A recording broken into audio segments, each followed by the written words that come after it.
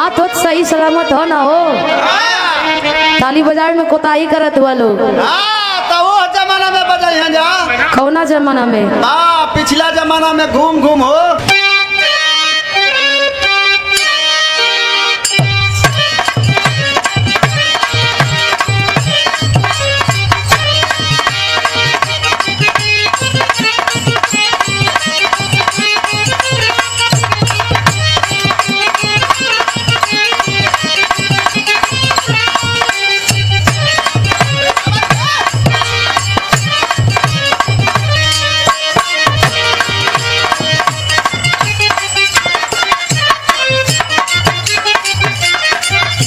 क्या बात है।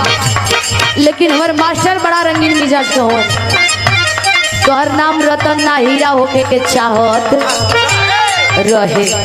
लेकिन हमारे मास्टर कोनो गीत के संकेत कैलन। कोनो नई नवेली दुल्हन गवना करा के ससुरा में आइल। जब ससुरा में आइल तो एक दिन दो दिन बीतल, सखी सलेहर फोन कैली, कहली कि का हो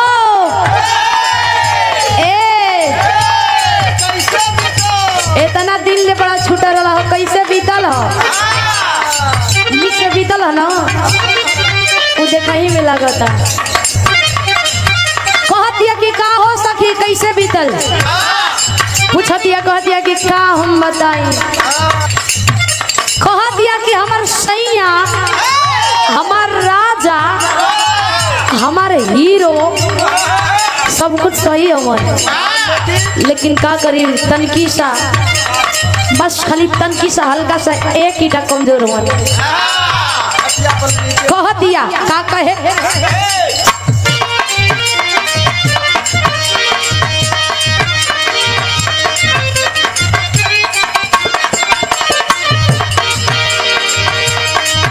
अरे सुखले बीतल रते गरदा बुढ़ना।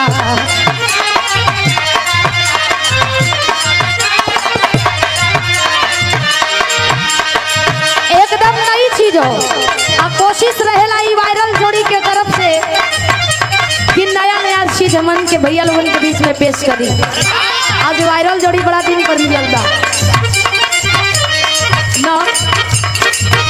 कहे उ दुल्हन ए सुखले बीतल रत गरदा बुढ़ना।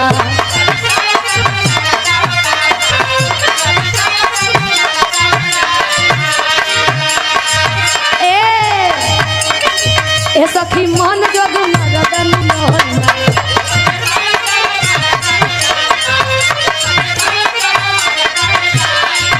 सुरेश यादव जी गुड़ौली ठोर से आशीर्वाद देनी मेरे गार्जियन जी। पुनः ये 100 रुपया कोट कोट बंधन सकल पंच के प्राम पहुंचे आशीर्वाद के कामना बा। कहे आए सुखले बीतल राते गरदा बुढ़ना। ए सखी मन जोग मरदन मिलना। घुघुठाही में कैलस बिहाने।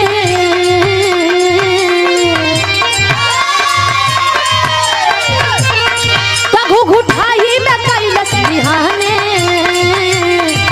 अरे पिया मोरा बउला है चुम्मा ले बहू न जाने चुम्मा ले बहू न जाने।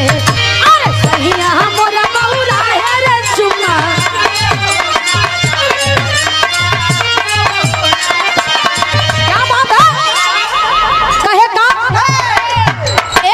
सुखले बीतल रते गरदा बुढ़ना।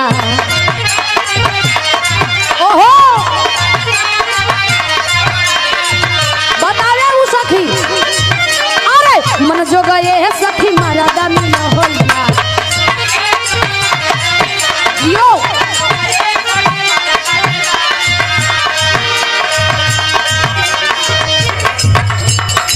संकेत का सुखले बीतल रते गरदा बुढ़ना।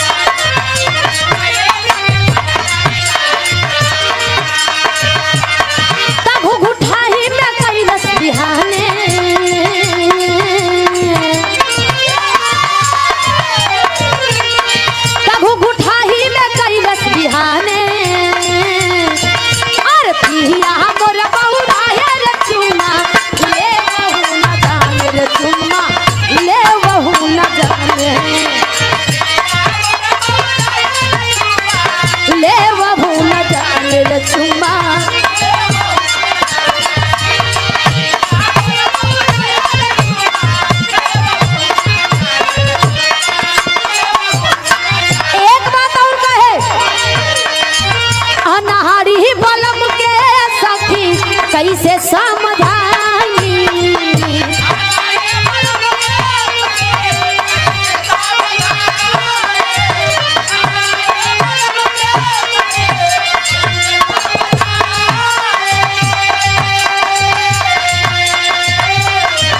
अरे नया नोहर बानी कवन बुधियो लगाई, बुधियो लगाई।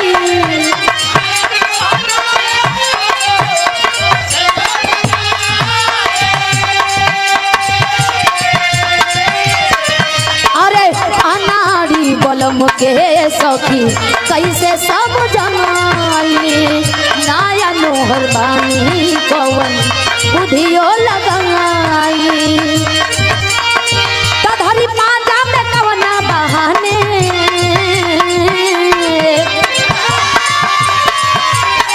तधरी पांजा में कवना बहाने। अरे सहिया मोरा बहुरा है रचुना ले बहू ए। कहाँ ध्यान बा चाय पर? इतना दिन से तो बिछड़ले रहा कहे तनी ध्यान है अरे कोई नहीं करे तो ध्यान किधर है? कहे तधरी पांजा में कवना बहाने, तधरी पांजा में कवना बहाने। अरे पिया मोर बहुरा है रे चुम्मा ले बहू न जाने रे चुम्मा ले बहू न जाने। अरे का हो अरे भाई काहे गद्दारी करबा, गद्दारी करबा? 80 रुपया खैलू गद्दारी करबू। चुप रहा मर्दवा, 100 रुपया लेके बीर बनत हुआ खा लेबा लेकिन पचा ना पैबा। तो के का चाहता है? अरे वहाँ हिला लगे हर से काहे गद्दारी करत हो? जरूरी है कि ओहर हिलल हमरे संति वो हिला देले हुआ। हां जब दोनों और नहीं हिलत मजा ना आवा। चुप रहा खाली तो अरे मन है हनुमान को मन्ना ना मन है ना मन्ना है ना बक दू जानी कहत हुआ जा। चला ठीक है आवा कोई का मन्ना अभी आया बा।